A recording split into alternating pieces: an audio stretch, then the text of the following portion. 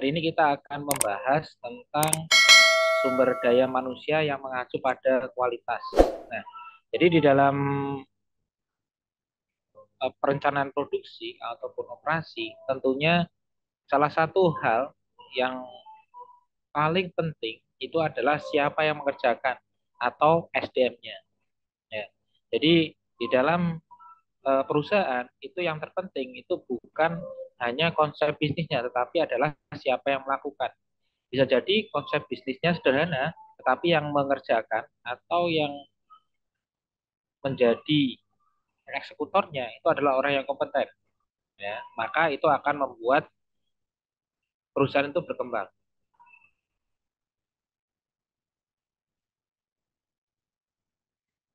Ya.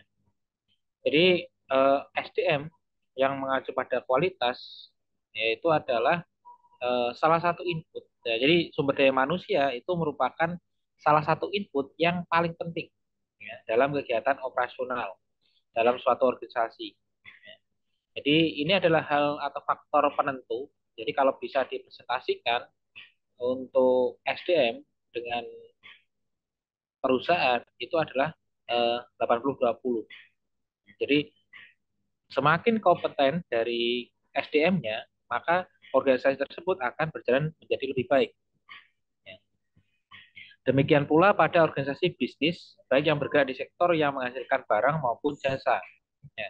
Jadi kalau apalagi dari jasa, ya. Jasa proses produksinya itu adalah langsung proses penjualan juga. Maka faktor terpenting itu adalah pelayanannya. Dan itu lagi-lagi adalah berasal dari SDM-nya. Ya, ketika pelayanannya di satu perusahaan itu dilakukan dengan baik, maka citra perusahaan itu juga akan terangkat. Jadi akan menjadi lebih baik juga. Jadi di dalam sektor jasa, di mana kepuasan konsumen ditentukan oleh pelayanan yang diberikan perusahaan melalui tenaga kerja yang menjadi operatornya. Ya. Jadi itu, oleh karena itu, keberhasilan operasional akan ditentukan oleh pengelolaan sumber daya manusia yang efektif dan efisien. Ya.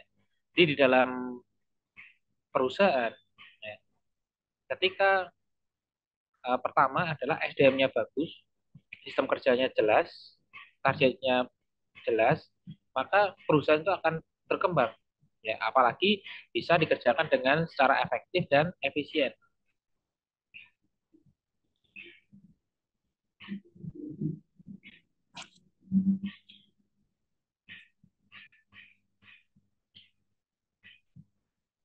Jadi dua faktor ini adalah hal yang menentukan. Jadi SDM dan juga desain pekerjaan. Ya. Jadi strategi sumber daya manusia untuk keunggulan kompetitif itu dimaksudkan adalah suatu organisasi, baik bisnis maupun non-bisnis, tidak akan dapat beroperasi tanpa adanya faktor sumber daya manusia. Ya. Meskipun saat ini banyak perusahaan-perusahaan itu yang mulai beralih ke robot, pelayanannya, terus untuk produksinya itu pun beralih ke robot. Tetapi ketika ya, pelayanannya itu dengan manusia, dengan robot pun itu akan menjadi berkurang, kesannya pun juga akan berkurang. Nah, oleh karena itu diperlukan suatu strategi yang berkaitan dengan sumber daya manusia, sehingga dapat menentukan bakat dan keahlian yang disesuaikan dengan kebutuhan operasional yang tersedia dalam organisasi. Jadi di dalam perusahaan yang menggunakan robot pun juga diperlukan SDM untuk mengendalikannya. Ya, jadi itu juga sangat diperlukan. Dan ketika SDM-nya itu passionnya di satu bidang itu, maka dia akan total memberikan kemampuannya ke dalam posisinya itu. Ya, jadi ada istilah adalah the right man in the right place. Yaitu adalah orang yang tepat itu berada di tempat yang tepat. Jadi ketika hal itu terjadi, maka mereka akan total di sana, kerjanya juga bagus, perusahaan juga akan berkembang. Tujuan strategi sumber daya manusia itu adalah untuk mengelola tenaga kerja dan mendesain pekerjaan sehingga orang-orang dapat diberdayakan secara efektif dan efisien. Ya. Akan tetapi, agar tujuan tersebut tercapai, maka harus dapat memastikan bahwa perbeda pemberdayaan secara efisien sudah mempertimbangkan kendala keputusan manajemen operasional yang lain. Jadi penempatan SDM, orang yang bertugas di satu bidang, ya, tentunya juga mempertimbangkan hal-hal yang lain. Apakah SDM tersebut mampu berkomunikasi dengan manajemen operasional yang lain. Yang kedua adalah kualitas lingkungan kerja sudah memadai, ya, baik fisik maupun psikologis, ya, dan adanya komitmen maupun kepercayaan dari pihak manajemen maupun pihak karyawan yang berjuang bersama untuk memenuhi tujuan umum. Jadi selain karyawannya yang eh, memiliki kompeten, salah satunya hal yang membuat perusahaan itu bagus adalah kualitas lingkungan kerjanya. Ya. Bagaimana satu orang itu memiliki tanggung jawab sendiri, ya, dan dia diberikan kepercayaan. Ya. Jadi ada satu riset bahwa mengatakan bahwa orang itu bekerja bukan hanya karena gaji. Ya. Memang kebanyakan orang kerja untuk mendapatkan uang. Tetapi di balik itu semua, ya, selain itu hanya faktor kecil. Ya, faktor terbesar adalah kenyamanan dalam bekerja. Ya. Maka banyak kita lihat juga orang-orang yang loyal meskipun gajinya kecil, ya, tetapi mereka nyaman untuk mengerjakannya. Nah, seperti itu. Ada orang yang seperti itu juga.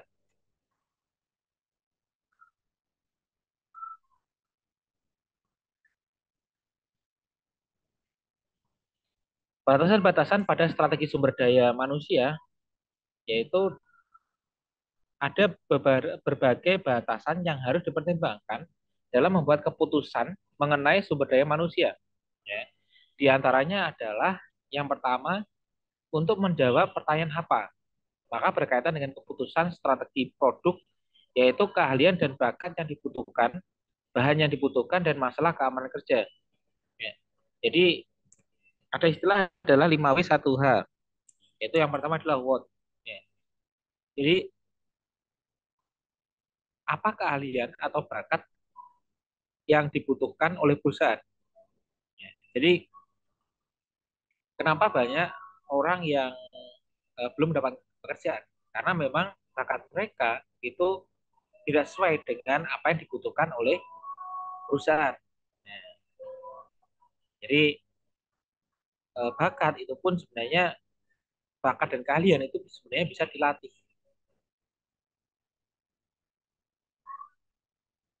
Gitu.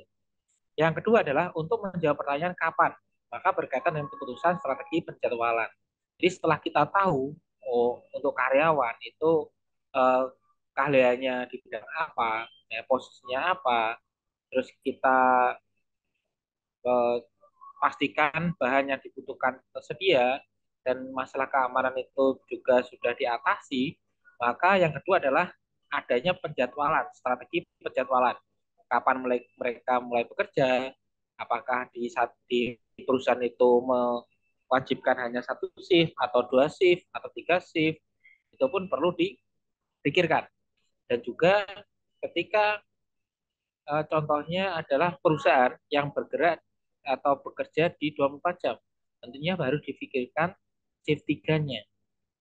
Jadi shift 1, shift 2, dan shift 3 itu tidak bisa dibagi sama ratakan. Tentunya akan ada rolling. Gitu. Terus contohnya lagi adalah waktu libur. Nah, waktu libur pun ketika mereka melakukan operasi itu adalah 3 shift dan 1 minggu masuk terus.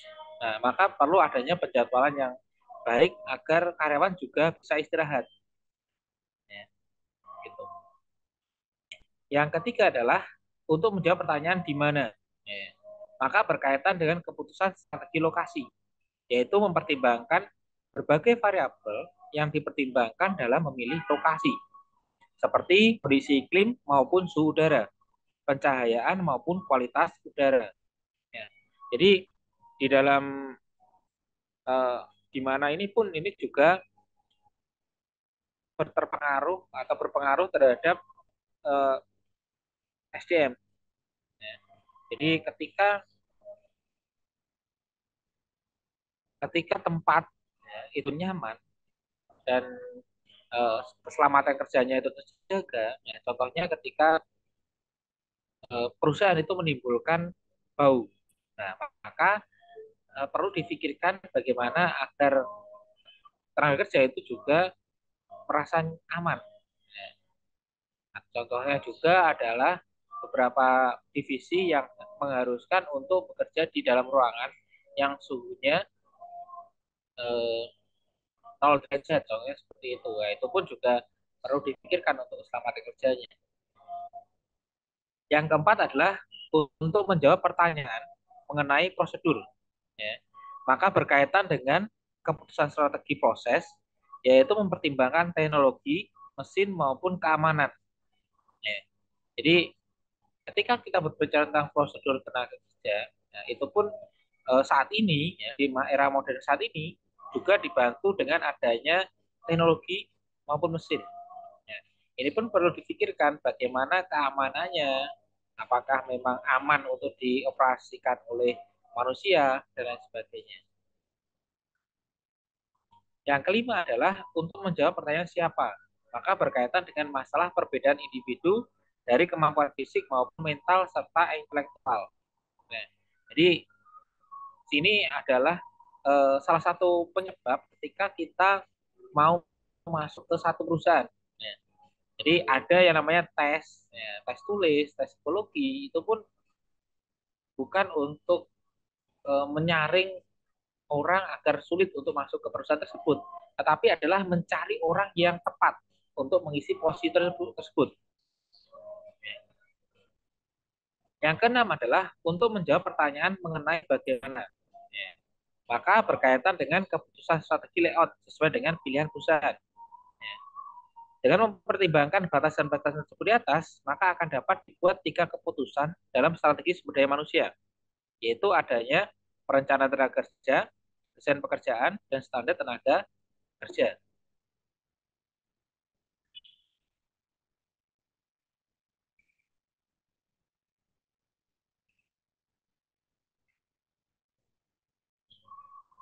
Yang pertama adalah perencanaan tenaga kerja. Ya.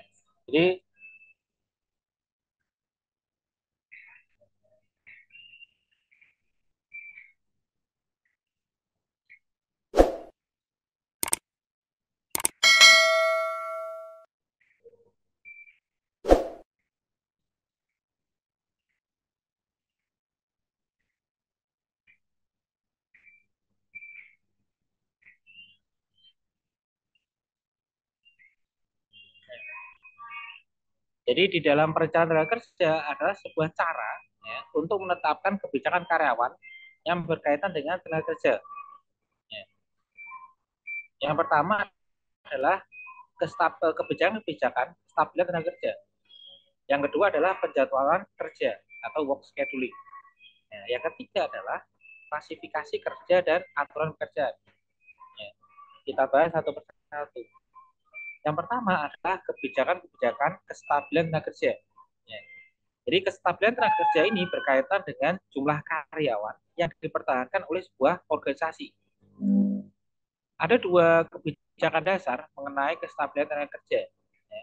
Yaitu yang pertama adalah mengikuti permintaan dengan tepat, maka biaya tenaga kerja diperlakukan sebagai biaya variabel. Akan tetapi memiliki konsekuensi timbulnya biaya lainnya, di antaranya biaya penarikan dan pemberhentian karyawan, biaya asuransi, pengangguran, upah tinggi karena pekerjaan yang tidak stabil, karyawan tidak tetap. Jadi ketika perusahaan itu memperlakukan ya, karyawan itu sebagai freelance, ya, ketika dibutuhkan mereka dipanggil atau semacam tenaga kontrak, itu pun akan cenderung lebih mahal daripada tenaga kerja tetap. Ya, kenapa? Karena hitungannya adalah per pekerjaan. Ya, jadi itu akan lebih mahal. Contohnya adalah ketika kita memiliki pegawai tetap, kita hanya menggaji contohnya sekitar 4 juta per bulan. Nah, kalau di total-total itu adalah 150-an atau 150-an lah per per bulan. Ya, 150.000 per hari, ya 150.000 per hari, maka ketika kontrak itu bisa lebih, bisa satu hari 500.000. Nah, tentunya itu pun ketika pekerjaannya itu kontinu, maka lebih baik itu adalah kita permanenkan tetap, itu jauh lebih murah. Yang kedua adalah menjaga jumlah karyawan secara konstan, maka biaya tenaga kerja diperlakukan sebagai biaya tetap, dengan konsekuensi mungkin tidak dapat memanfaatkan secara penuh pada saat permintaan rendah. Jadi yang kedua ini adalah tentang uh, pegawai tetap. Nah, di dalam pegawai tetap pun juga memiliki kekurangan. Ketika perusahaan itu tidak stabil atau ada permintaan rendah, maka itu akan jauh lebih mahal. Jadi tergantung dari perusahaannya ketika memperlakukan sistem kontrak ataupun sistem tetap. Nah, kalau perusahaannya stabil, lebih baik menggunakan sistem tetap.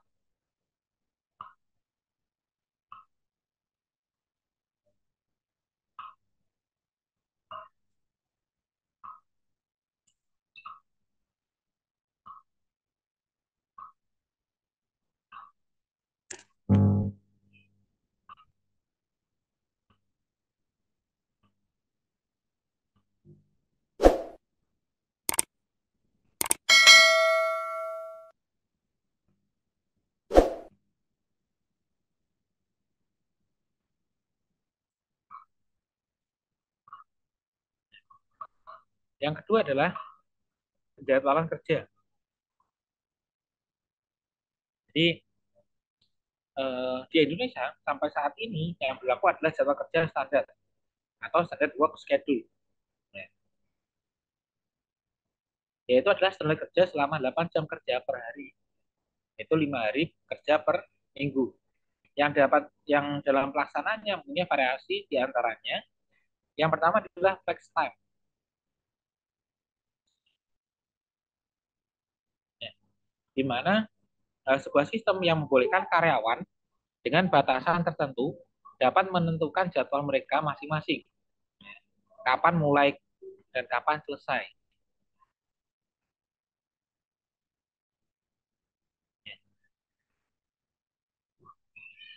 Dan terbukti kepuasan kerja itu lebih meningkat. Nah, jadi perlu kita ketahui bahwasanya di luar negeri, di luar negeri banyak karyawan-karyawan itu yang kerjanya tidak di kantor, tetapi ada di luar kantor. Ya, jadi mereka kerjanya bisa di kafe, bisa di rumah, ya, tergantung kenyamanan mereka dalam kerja. Dan itu lebih survei mengatakan bahwasanya itu lebih produktif dibandingkan orang yang datang ke kantor dengan kecenderungan rutinitas. Jadi ada beberapa itu yang memang bisa lebih seperti ini, tapi ada juga pekerjaan yang mengharuskan itu harus ke kantor. Yang kedua adalah flexible work week, yaitu adalah sebuah jadwal kerja yang berbeda dari jadwal normal. Ya. Misalnya adalah 10 jam kerja per hari selama 4 hari, ya, per minggu. Jadi ada 4 hari kerja, 3 hari libur, itu pun juga ada. Atau penerapan shift kerja. Yang ketiga adalah memperpendek jam kerja dengan mengubah status karyawan menjadi part-time status. Itu juga bisa, tergantung dari permintaan konsumen. Jadi ketika memang pekerjaannya itu bisa dilakukan part-time, itu pun juga bisa dilakukan. Ya. Yang ketiga adalah klasifikasi kerja dan aturan kerja. Ya. Jadi setelah kita lakukan uh, kebijakan-kebijakan kestabilan tenaga kerja, dari bagaimana rekrutmen, bagaimana status dari karyawan, lalu kita lakukan penjadwalan kerjanya. Yang ketiga adalah klasifikasi kerja dan aturan pekerjaan. Jadi banyak organisasi yang mengklasifikasikan kerja dan membuat peraturan kerja yang tegas sehingga akan membatasi karyawan dalam bekerja dan mengurangi fleksibilitas fungsi operasi. Karena semakin besar fleksibilitas perusahaan dalam mempekerjakan serta menentukan jadwal kerja, maka perusahaan akan semakin efisien dan cepat tanggap. Kondisi tersebut berlaku terutama pada sektor jasa, ya, di mana transfer pelayanan dari perusahaan kepada konsumen memerlukan peran besar dari sumber daya manusia. Oleh karena itu, dengan membangun moral dan memenuhi persyaratan karyawan, maka operasi akan lebih mudah jika manajer mengklasifikasikan kerja dan peraturan kerja yang menghalangi menjadi lebih sedikit. Ya. Apabila strategi ini dilaksanakan dalam rangka pencapaian keunggulan bersaing dengan respon cepat pada konsumen, maka tenaga kerja yang fleksibel merupakan suatu prasyaratnya. Jadi ini pun juga kembali lagi tergantung dari pekerjaannya atau bisnisnya. Kalau memang bisnisnya itu membutuhkan respon yang cepat, contohnya adalah uh, proses desain. Nah, itu pun juga bisa dilakukan dengan di luar kantor. Jadi proses-proses yang melakukan teknologi itu pun bisa dilakukan di luar kantor. Apalagi di pekerjaan-pekerjaan yang membutuhkan kreativitas, nah, itu bisa. Ataupun untuk bagian marketing itu pun juga bisa dilakukan.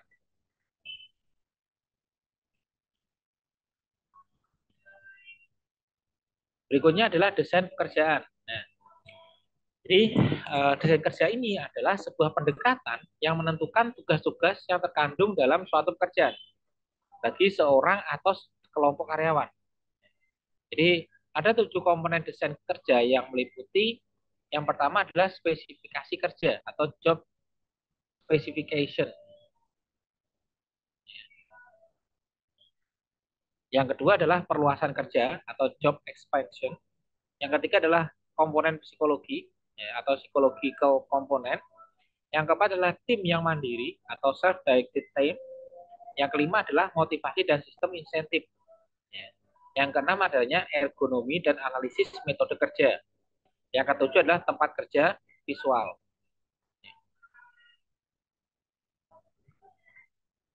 Yang pertama adalah spesifikasi kerja ataupun job specification. Ya. Yaitu pembagian kerja menjadi tugas-tugas yang unik, yang mana pencapaiannya dapat dilakukan dengan cara pengembangan keterampilan, lebih sedikit waktu yang terbuang, dan juga pengembangan peralatan yang khusus. Jadi tugasnya di sini adalah dibagi. Jadi yang unik di sini maksudnya adalah setiap orang mengerjakan pekerjaannya sendiri. Ya. Jadi mereka lebih fokus bagaimana mengembangkan.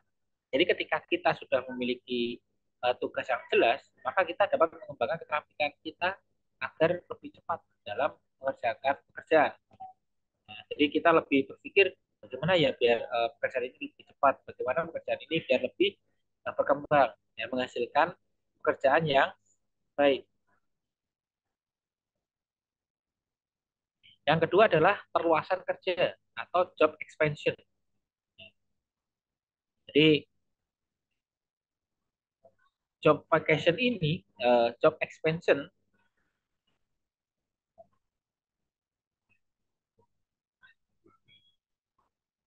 jadi usaha meningkatkan kualitas lingkungan kerja dengan mengalihkan spesialisasi kerja menuju desain kerja yang lebih bervariasi. Ya.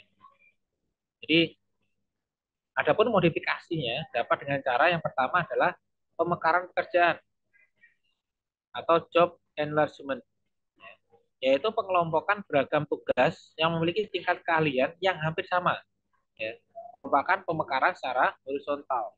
Ya. Jadi contohnya adalah ketika kita memiliki keahlian, contohnya memiliki keahlian desain grafis. Nah, tentunya selain mendesain brosur, mereka juga bisa membuat eh, foto, nah, atau membuat fotografi, nah, seperti itu. Atau ketika kita memiliki keahlian akuntansi, nah, kita pun bisa mengerjakan keuangan, hal-hal yang mirip seperti itu.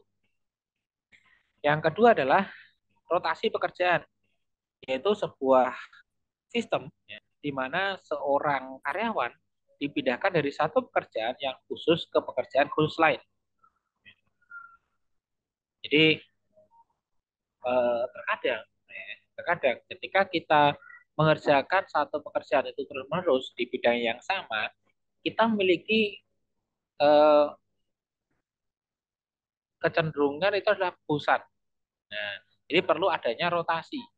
Sama seperti di pemerintahan. Ya. Di pemerintahan pun di orang-orang yang kepala dinas itu pun setiap tahun biasanya dipindah ya, atau setiap 2 tahun sekali atau setiap 3 tahun sekali tergantung dari kebijakan pemerintah.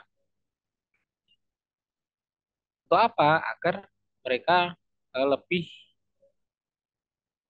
mampu untuk loyal, untuk banyak belajar di dalam pemerintahan. Yang ketiga adalah pengayaan pekerjaan. Ya. Jadi di dalam pengayaan pekerjaan itu adalah sebuah metode ya, yang memberikan karyawan tanggung jawab yang telah ya, atau yang lebih yang meliputi perencanaan dari perencanaan dan pengendalian yang diperlukan untuk menyelesaikan pekerjaan. Ya. Jadi ada beberapa pekerjaan yang memang perusahaan itu lebih ke memberikan pokoknya.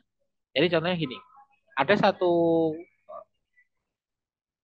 kelompok atau satu karyawan atau yang diperintahkan oleh manajemen. Pokoknya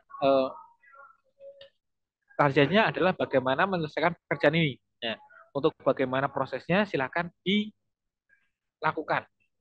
Silakan direncanakan biayanya berapa nanti diajukan ke pihak manajemen itu pun juga bisa. Ya, itu adalah pengayaan pekerjaan.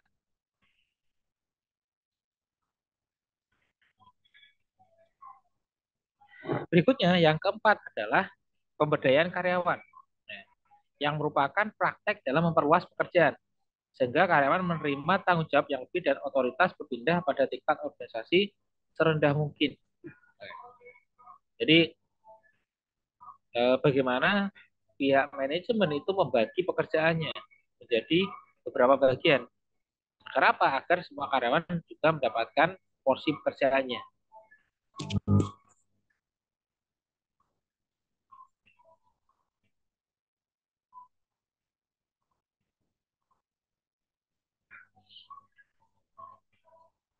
Yang ketiga adalah komponen psikologi. Jadi suatu strategi sumber daya manusia ya, yang menciptakan yang efektif membutuhkan pertimbangan komponen psikologis dari desain pekerjaannya.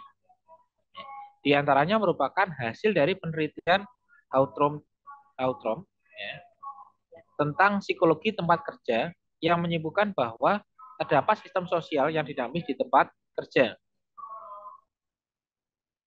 Hasil penelitian Heckman dan Oldman yang menyimpulkan adanya 5 karakteristik desain kerja, yaitu adalah meliputi keragaman keahlian, identitas pekerjaan, arti pekerjaan, otonomi, dan umpan balik.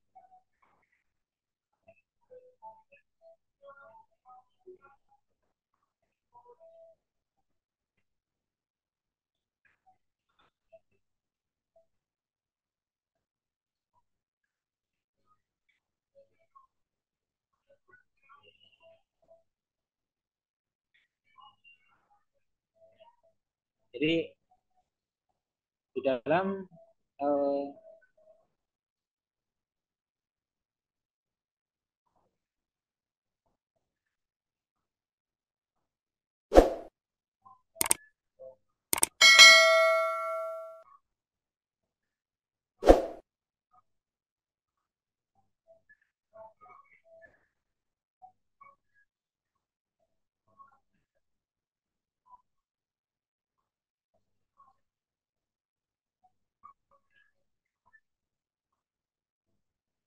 Jadi yang dimaksud dengan 5 karakteristik ini adalah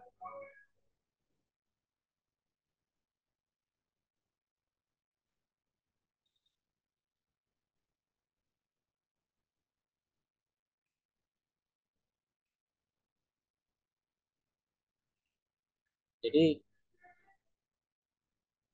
kelima dimensi ini, kelima dimensi karakteristik pekerjaan tersebut menciptakan tingkat reaksi psikologis seseorang tentang makna tanggung jawab.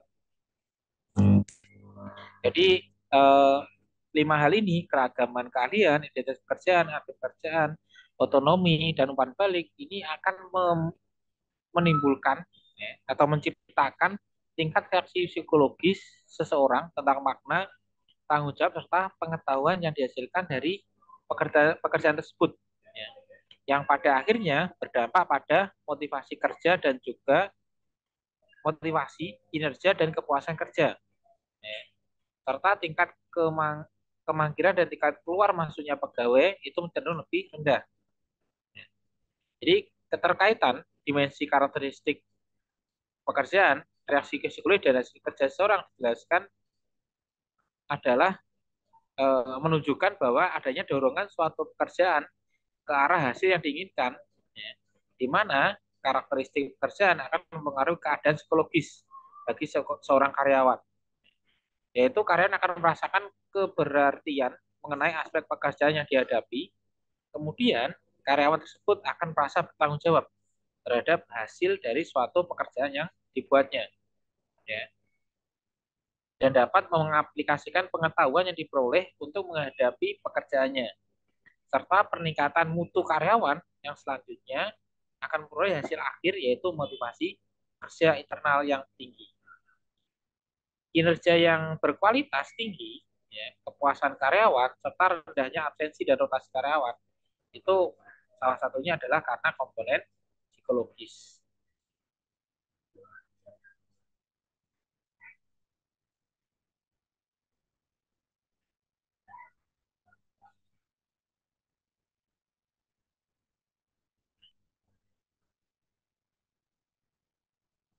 Jadi di dalam variasi keterampilan atau keragaman keahlian, tingkat di mana seseorang, ya, perlu menggunakan berbagai keterampilan dan kemampuannya untuk melakukan pekerjaan. Ya, di mana pekerjaan yang punya keragaman tinggi ini akan membuat karyawan menggunakan beberapa keterampilan dan bakat untuk menyelesaikan tugasnya. Ya, jadi ketika kita menjadi karyawan itu kita tidak hanya belajar satu bidang, tapi bidang public speaking, terus kemampuan untuk memimpin rapat, kemampuan untuk menghandle telepon itu juga diperlukan. Identitas pekerjaan atau prosedur dan kejelasan tugas ini pun juga penting. Ya. Ini adalah tingkat di mana suatu pekerjaan itu memerlukan penyelesaian yang menyeluruh, ya, dan dapat diidentifikasikan, ya, gerakan manajemen ilmiah, ya, masalah telah menimbulkan pekerjaan yang terlalu dispesialisasikan dan rutinitas. Ya. Para karyawan mengerjakan bagian kecil dari pekerjaan sehingga para karyawan tidak dapat mengidentifikasi salah satu hasil kerja dengan upaya mereka sendiri.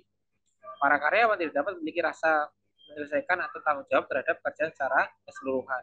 Jadi diperlukan prosedur dan kejelasan tersebut untuk apa? Agar mereka lebih bertanggung jawab karena mereka tahu pekerjaannya apa. Mereka digaji perusahaan itu untuk melakukan apa. Itu pun juga terlihat. Berikutnya yang ketiga adalah aktif pekerjaan. Jadi tingkat di mana pekerjaan itu dapat memberikan pengaruh besar pada kehidupan atau pekerjaan orang lain. Dengan kata lain, sejauh mana tingkat kepentingan pekerjaan tersebut.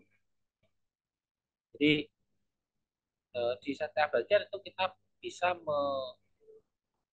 menjelaskan atau bisa memberikan makna terhadap posisi tersebut. Ya.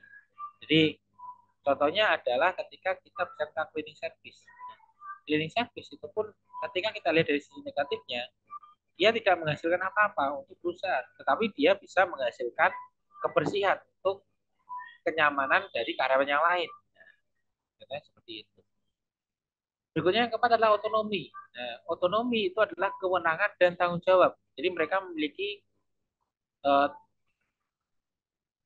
apa ya wewenang sendiri atau tanggung jawab di bidang pekerjaannya. Ini adalah merupakan tingkat atau keadaan ya, di mana sesuatu pekerjaan itu memberikan kebebasan ya, kepada karyawannya untuk dapat merancang dan memprogramkan aktivitas kerjanya. Pekerjaan yang punya otonomi mendorong karyawan menggunakan kemampuan dan kebijakan untuk dapat menentukan strategi dalam melaksanakan pekerjaannya. Jadi ketika perusahaan itu memberikan kebebasan untuk berekspresi atau melakukan pekerjaannya, ya, maka itu akan membuat karyawan itu berpikir, oh ya saya eh, targetnya adalah ini, maka saya harus melakukan apa ya untuk mencapai tujuan itu. Yang kelima adalah umpan balik. Ya, itu adalah umpan balik dari tugas yang telah dilaksanakan, di mana karyawan mendapatkan umpan balik dari pengetahuan mengenai hasil dari pekerjaannya. Umpan balik mengacu pada informasi yang diberikan pada seorang karyawan atas prestasi yang dicapainya ya, dalam pekerjaan.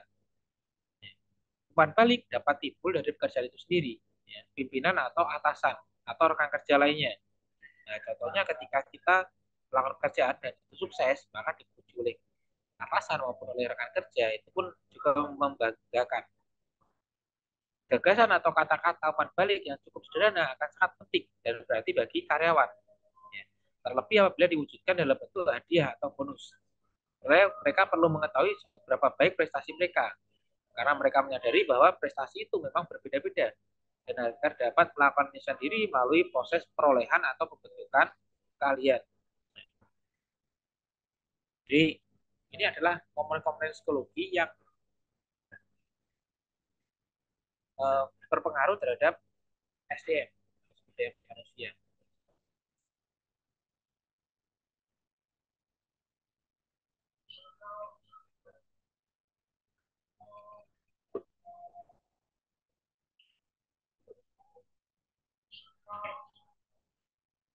Berikutnya yang keempat adalah tim yang mandiri, yaitu adalah sekelompok individu ya, yang diberdayakan dan bekerja bersama-sama ya, untuk meraih sebuah tujuan yang sama. Tim semacam ini dapat dikelola untuk tujuan jangka panjang atau jangka pendek. Tim semacam ini efektif karena pada dasarnya mereka dapat menyediakan pemberdayaan karyawan, ya,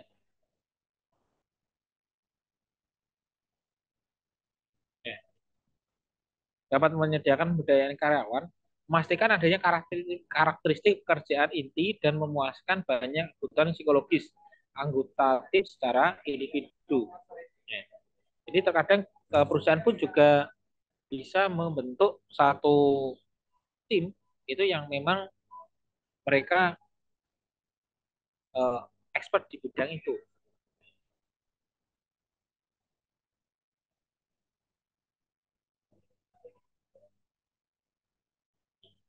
Berikutnya yang kelima adalah motivasi dan sistem insentif.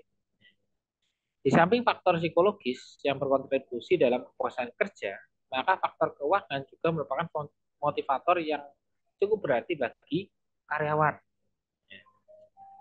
Adapun bentuk penghargaan di bidang keuangan itu yang pertama adanya bonus, yaitu adalah penghargaan keuangan yang biasanya berbentuk pilihan tunai atau kepemilikan saham yang diberikan pada pihak manajemen.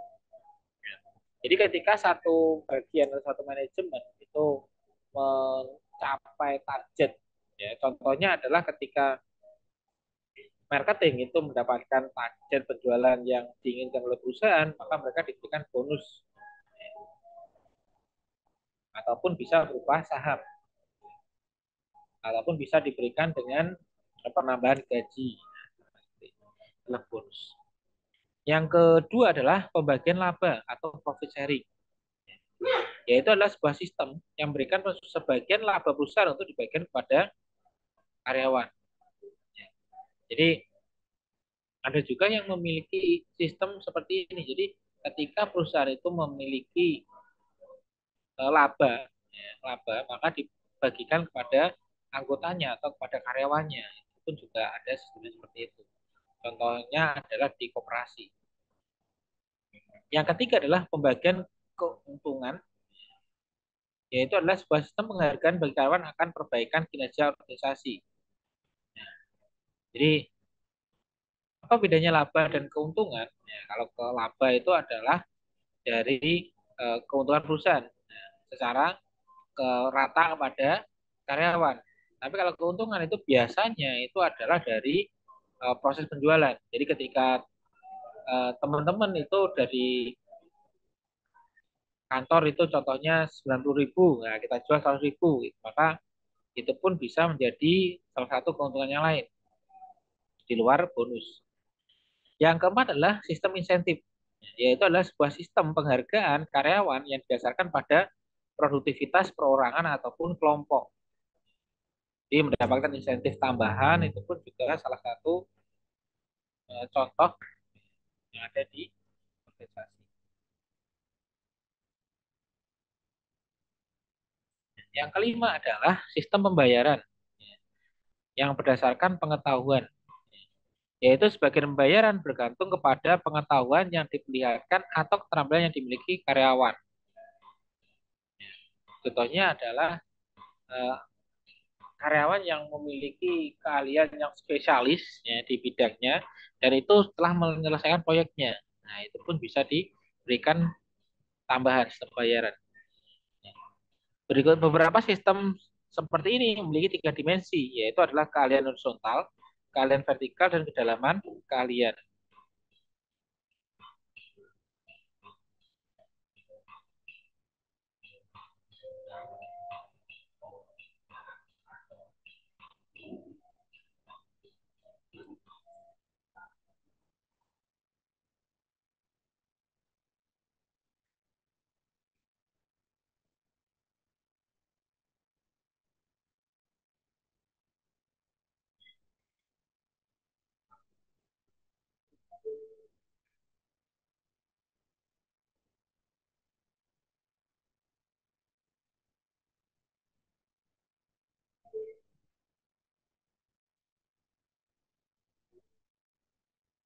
Berikutnya,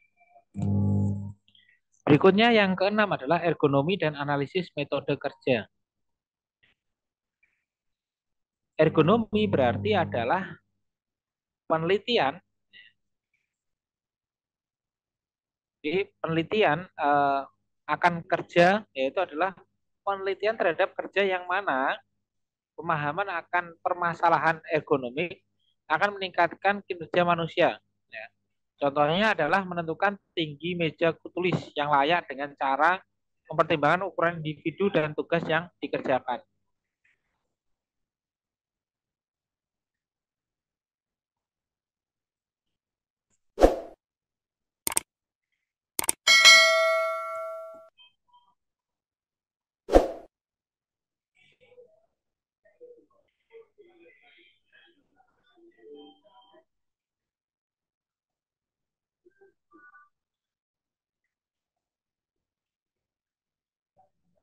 Jadi dalam ergonomik ini, nah, ini kita lebih ke mempelajari interaksi kompleks ya, antara aspek pekerjaan yang meliputi peralatan kerja, tata cara kerja, proses atau sistem kerja, dan lingkungan kerja dengan kondisi fisik atau fisiologis dan psikis manusia untuk menyesuaikan aspek pekerjaan dengan kondisi karyawan, ya, sehingga karyawan dapat bekerja dengan nyaman.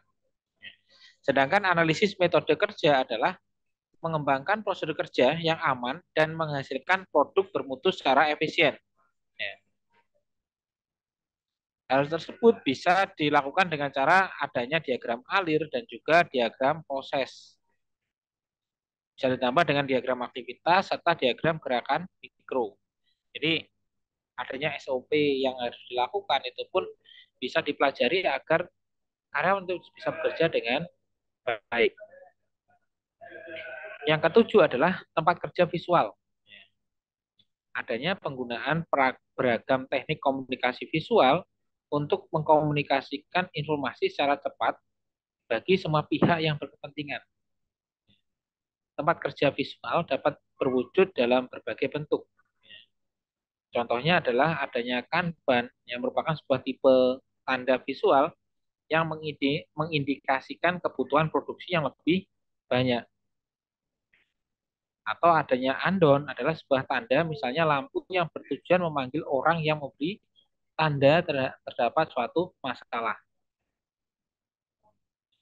Tujuan tempat kerja visual adalah untuk menghilangkan aktivitas yang tidak memberikan nilai tambah dan semua bentuk pemborosan dengan cara memvisualisasikan semua masalah, ketidaknormalan, dan juga standar yang ada.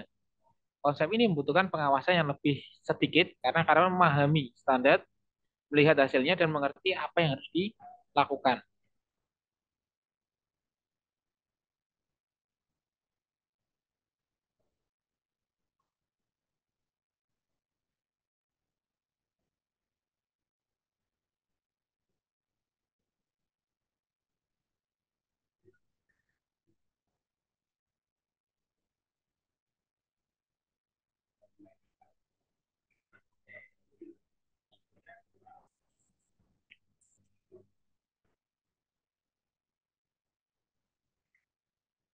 Jadi eh, di dalam tempat kerja visual ini pun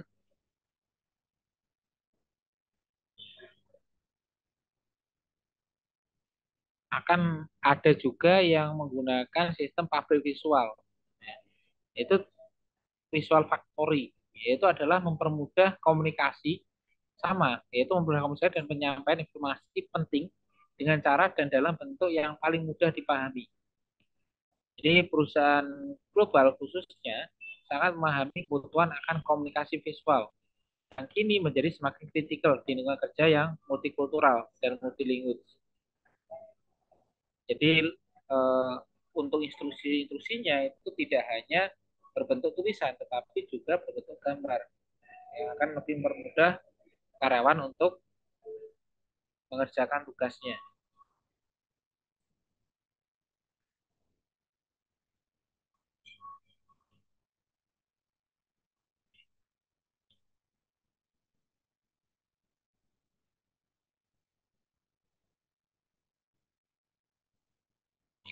Berikutnya adalah standar pekerja. Jadi standar pekerja merupakan jumlah waktu yang diperlukan untuk melaksanakan sebuah pekerjaan atau sebagian pekerjaan. Setiap perusahaan memiliki standar pekerja, walaupun mungkin standar tersebut bervariasi, ya, antara yang ditetapkan melalui metode tidak formal dengan yang ditetapkan secara profesional. Dengan adanya standar tenaga kerja yang akurat, manajemen dapat mengetahui apa kebutuhan tenaga kerjanya, berapa biaya yang harus dikeluarkan, apa saja yang terkandung dalam satu hari kerja normal. Jadi di dalam proses pekerja, ya, mencari pekerja itu hampir mirip seperti mencari pasangan. Kita harus tahu kemampuannya apa, ya, terus standar hidupnya itu berapa, apa saja yang dibutuhkan di dalam pekerjaannya, itu pun perusahaan harus mengetahuinya. Jadi kenapa kok orang itu tidak betah terhadap perusahaannya? Karena salah satu faktornya adalah ini, ya, perusahaan itu tidak tahu standar gaji dari karyawannya. Ya, mereka hanya memberikan sesuai dengan standar upah minimal. Nah, maka banyak eh, pekerja itu yang resign, ya, keluar masuk ya karena itu, karena mereka tidak cocok dengan salary yang didapatkan. Ya. Di dalam pekerjaannya pun mereka juga tidak sesuai dengan apa yang mereka harapkan atau tidak sesuai dengan keahlian mereka.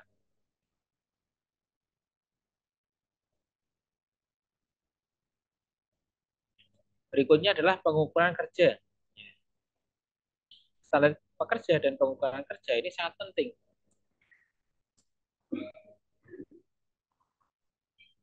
Jadi manajemen operasi yang efektif membutuhkan standar yang dapat membantu perusahaan untuk menentukan yang pertama adalah proporsi pekerja dari setiap produk yang dihasilkan.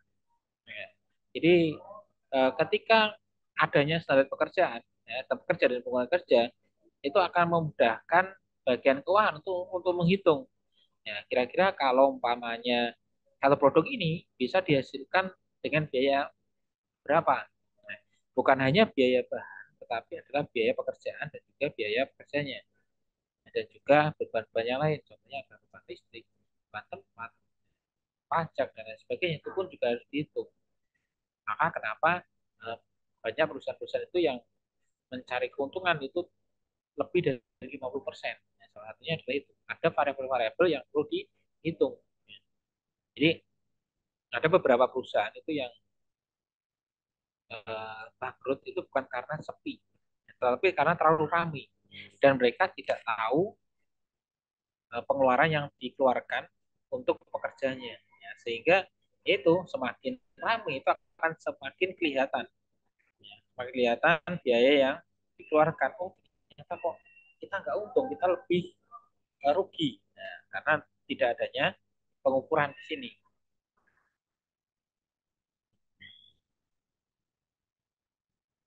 Berikutnya, yang kedua adalah kebutuhan staf, yaitu menyangkut berapa banyak pekerjaan yang dibutuhkan untuk melakukan operasional. Nah, jadi ini pun juga penting. Jadi meskipun kita memiliki banyak karyawan, tapi tentunya harus diberikan job desk yang jelas.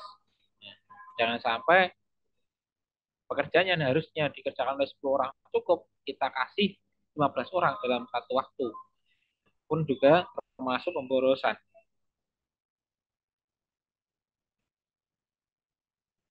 Berikutnya adalah adanya perkiraan biaya dan waktu sebelum operasional dilaksanakan.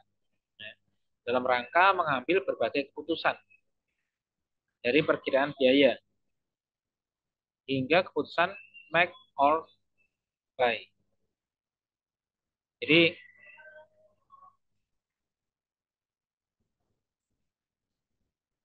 ketika kita berbicara tentang produk, banyak produk keluar itu yang memutuskan untuk melakukan maklun atau semacam mereka membeli kepada produsen yang lain. Kenapa demikian? Karena mungkin ketika dihitung biaya yang dihasilkan untuk menghasilkan produk tersebut, ya, biaya yang didapatkan untuk menghasilkan produk tersebut itu lebih mahal daripada mereka harus menggunakan atau membeli dari pihak lain. Jadi banyak produk-produk Indonesia yang dilabeli luar negeri itu juga banyak. Contoh yang terbaru adalah bola yang dihasilkan oleh Adidas. Nah, itu pun yang memproduksi adalah dari Indonesia. Jadi memiliki yang Adidas memiliki rekanan di Indonesia. Nah, seperti itu.